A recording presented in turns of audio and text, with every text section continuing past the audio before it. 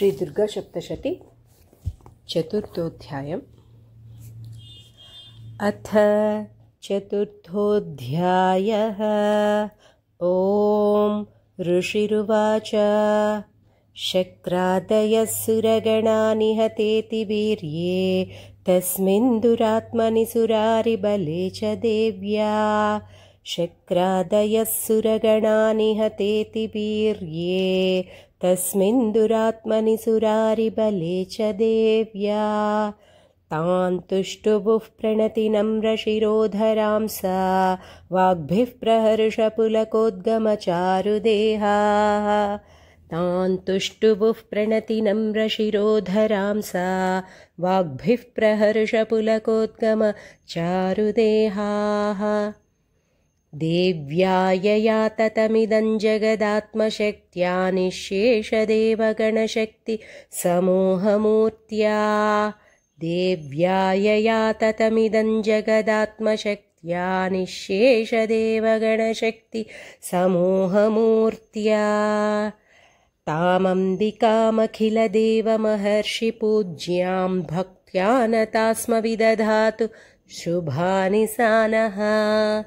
तामम्बिकामखिलदेवमहर्षिपूज्यां भक्त्या नता स्म विदधातु शुभानि सा नः। यस्याः प्रभावमतुलं भगवाननन्तो ब्रह्मा हरश्च न हि वक्तुमलं बलं च। यस्याः प्रभावमतुलं भगवाननन्तो ब्रह्मा हरश्च न हि वक्तुमलं बलं च। सा चण्डिकाखिलजगत्परिपालनाय नाशाय चाशुभभयस्य मतिं करोतु। सा चण्डिकाखिलजगत्परिपालनाय नाशाय चाशुभभयस्य मतिं करोतु। या श्रीस्वयं सुकृतिनां भवनेष्वलक्ष्मीः पापात्मनां कृतधियां हृदयेषु बुद्धिः। या श्रीस्वयं सुकृतिनां भवनेष्वलक्ष्मीः पापात्मनां कृतधियां हृदयेषु बुद्धिः।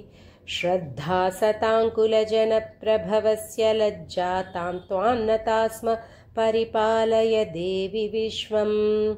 श्रद्धा सताङ्कुलजनप्रभवस्य लज्जा तां त्वान्नता स्म परिपालय देवि विश्वम्। किं वर्णयाम तव रूपमचिन्त्यमेतत् किञ्चातिवीर्यमसुरक्षयकारि भूरि। किं वर्णयाम तव रूपमचिन्त्यमेतत् किञ्चातिवीर्यमसुरक्षयकारि भूरि।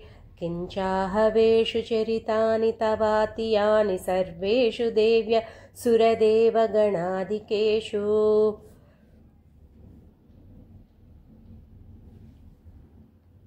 हेतुः समस्तजगतां त्रिगुणापि दोषैर्नग्नायसे हरिहरादिभिरप्यपारा। हेतुः समस्तजगतां त्रिगुणापि दोषैर्नग्नायसे हरिहरादिभिरप्यपारा। सर्वाश्रयाखिलमिदं जगदंशभूतमव्याकृता हि परमा प्रकृतिस्त्वमाद्या। सर्वाश्रयाखिलमिदं जगदंशभूतमव्याकृता हि परमा प्रकृतिस्त्वमाद्या। हरे श्रीनिवास।